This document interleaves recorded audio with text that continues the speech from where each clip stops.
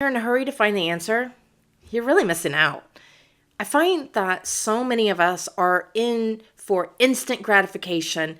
Just tell me the answer, give me the magic pill, and let's cut to the chase. Give me the steps and I can do them.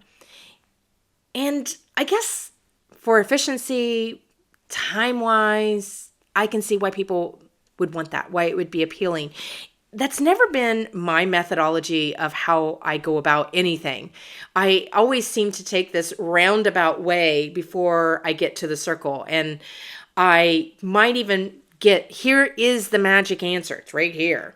But then I still have to explore to come back and then just find my magic answer. And I find too many of us miss out on this creative opportunity. And so when you're focusing right here in the middle and you're looking for that answer, you start closing in and you cut off other possibilities, which can be helpful for speed. But do we always have to be in it for speed? Going for speed, you're not going to invent anything new. You're not going to create a new product. You're not going to create new insights. You're not going to become the best version of you by trying to get there in speed.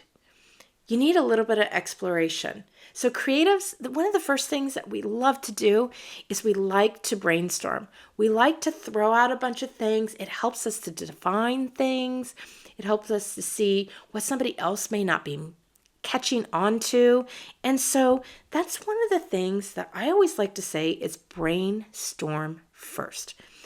It's better to go out from where you are, because out in these outer regions where there's sometimes like wild ideas, or that's not possible, it's not even realistic, oh, that's just silly fun. All of these extra little things like, oh man, I wish we could do that. That's often where your innovation lies. That's often where your next steps might be. You might end up circling back to the center, but because you took this extra side trip and worked on one of these like nonsensical things where you might have a little bit of fun, you're going to see that practical solution in a new way.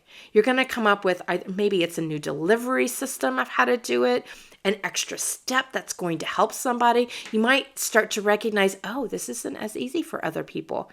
I need to have an extra layer of scaffolding in my program so that they don't get stuck in doing the work because I want to see them succeed.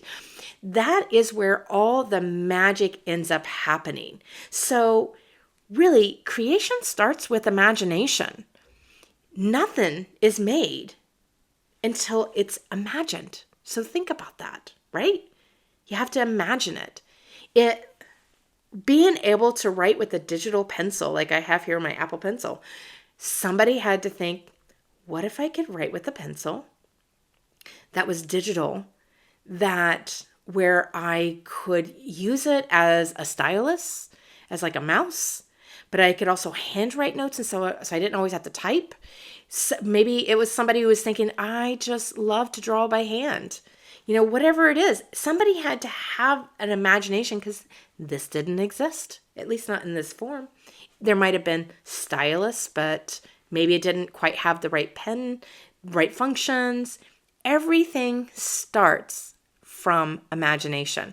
So if you're looking to be at the forefront of what you're doing, to improve what you're doing, because let's face it, any product that you come up with, any process that you come up with, any solution that you do, they all need updating over time. They need updating because we don't all live the same way all the time. Our attitudes change. Lots of things end up developing because we're humans and we're always evolving. So this is how you can help your work evolve too. Brainstorm first and go into the unknowing. That's what I like to call this one, the unknowing. Spend some time there where you don't know anything and think of all the possibilities of what it could be. Have fun.